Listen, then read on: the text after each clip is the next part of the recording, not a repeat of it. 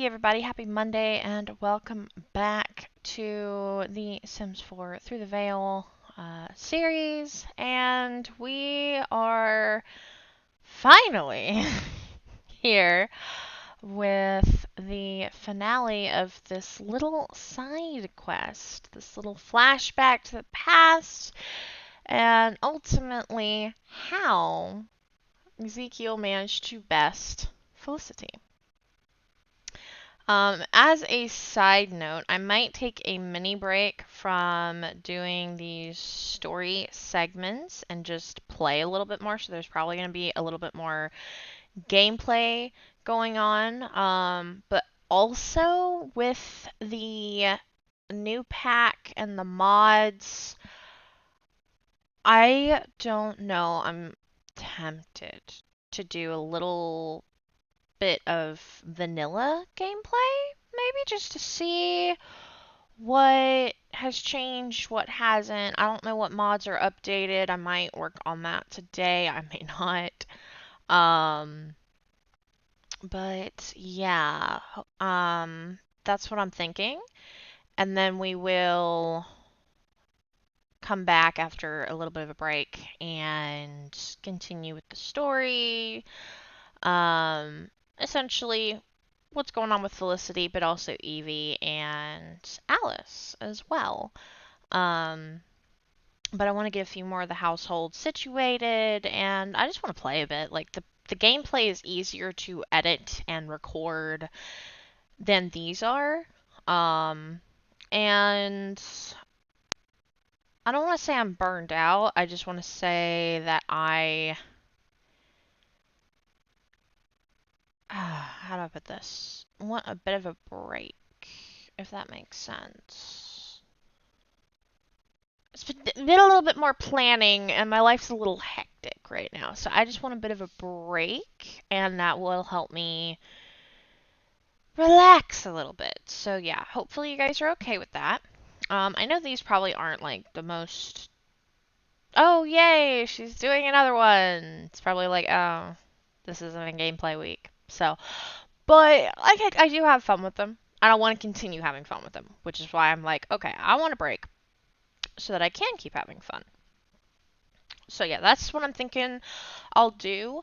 But if I do decide to do a little bit of vanilla gameplay, would anybody be opposed to me showing that off on the channel?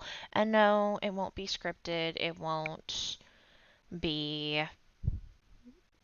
like there will be ums and ohs and and filler because it's live gameplay. I'm not going to sit there and try to make a script. That's not what I'm here to do. I'm just here to play the game and chat and talk. So that's what will be happening if everybody's all right with that. So yeah, let me know. In the meantime, I've blathered on enough.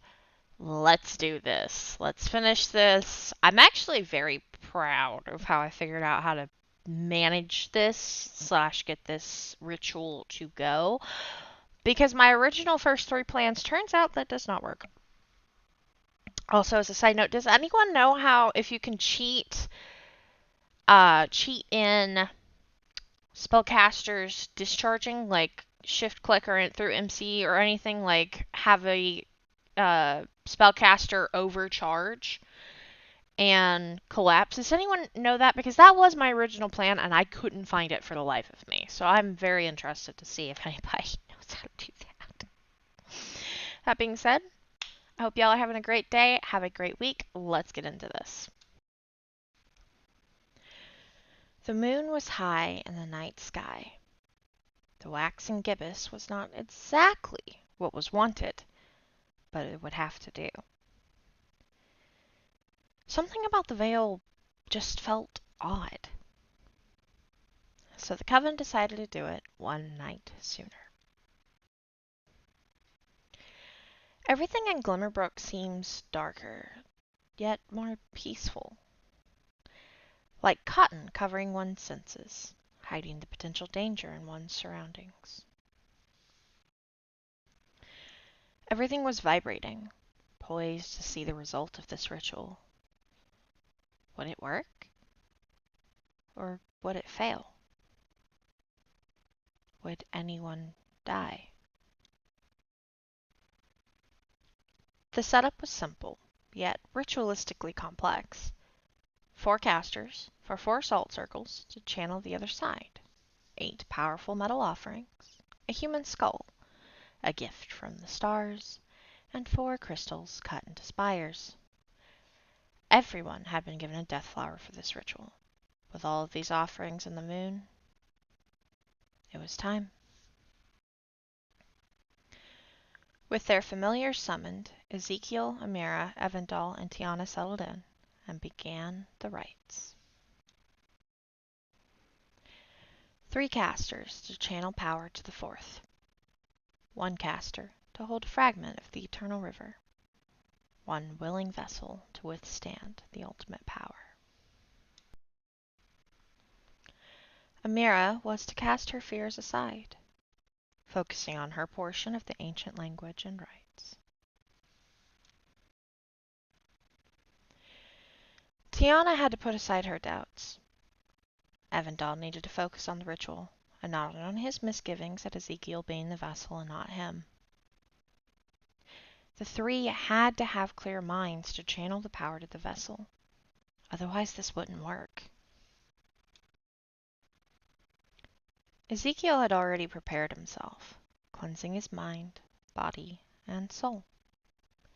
He'd done all he could to prepare for this very moment. The only question was, what would be the consequences? Evandal felt his effects first. A ghostly cold flame seizing his skin and covering his entire body. Electricity arced in his veins, and a fog covered his mind. But his wife. Evandal's curses are Curse of Uncontrollable Charge and Curse of Scrambled Spells. Tiana was terrified, both of her ghostly husband and the green putrid color that covered her skin. Pus ran down her face from the bursting boils, tears joining the nasty stream. Between the fear, her own repulsiveness, and the fog covering her own mind, she couldn't do this. And her curses are Curse of Repulsiveness and Curse of Scrambled Spells. Meanwhile, Amira had the same fog, but a different terror. Something was stalking her that only she could see. What spirit had come from the other side and attached itself to her? Amira has Curse of the Night Wraith and Curse of Scrambled Spells. But it worked. For all the curses and side effects, for all the effort, worries, fears, and concerns, it freaking worked. Ezekiel's power was so much more. So very much more. Now he could finish the ritual. The first half was for him to become the vessel. The second half was to make the star a prison for Felicity Fate, a way to entrap her and keep her terror from the world. And with the power that now coursed through his veins, it was easy. So very easy. And unbeknownst to Ezekiel, his comrades collapsed, the ritual taking its toll. He got them taken care of, to the best of his ability, and the following day, the empowered Ezekiel contacted Felicity and challenged her to a duel, the woman not any the wiser of the trap that awaited her.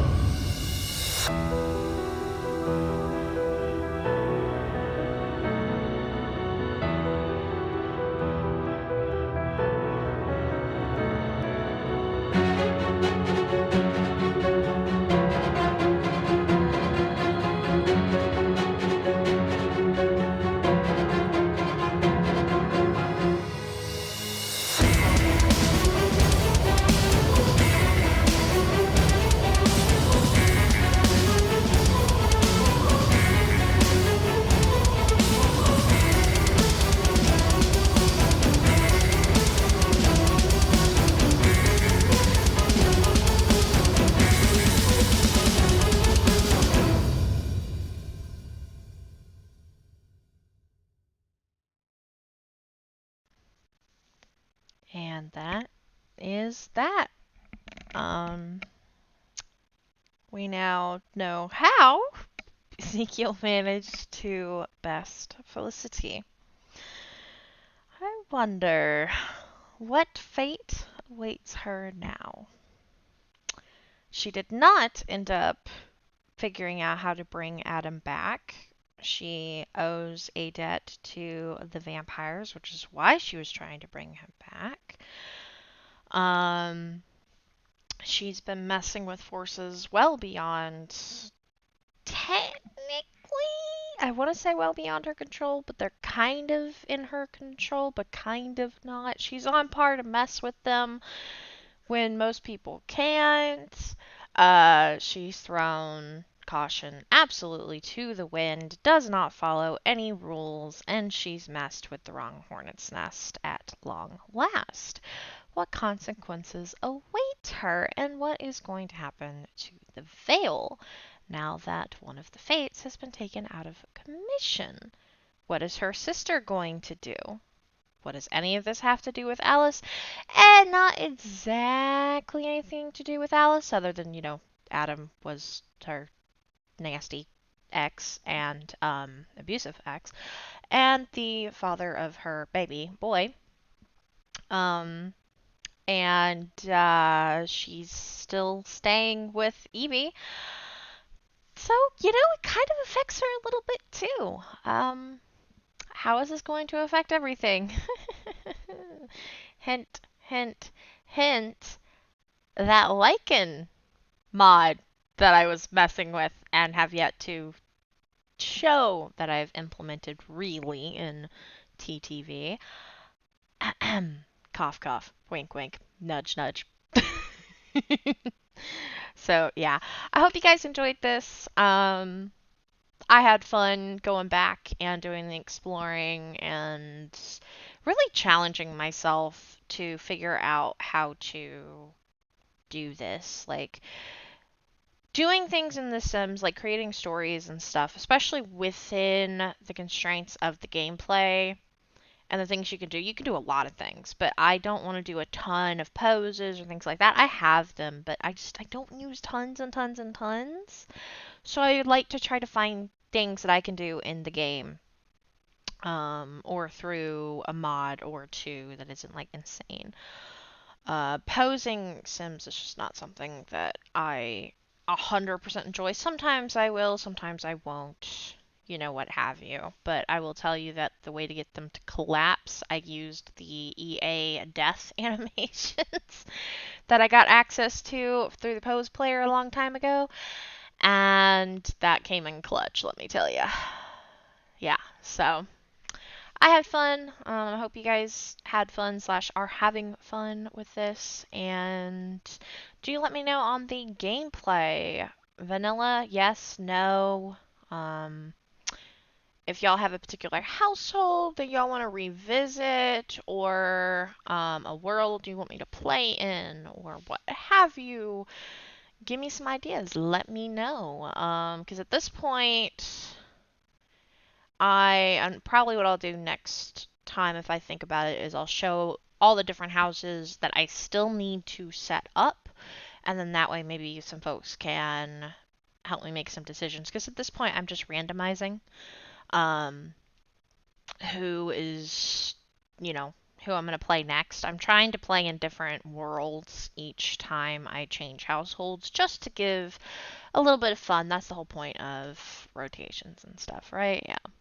So that is it. We are officially caught up. We're in the present day timeline.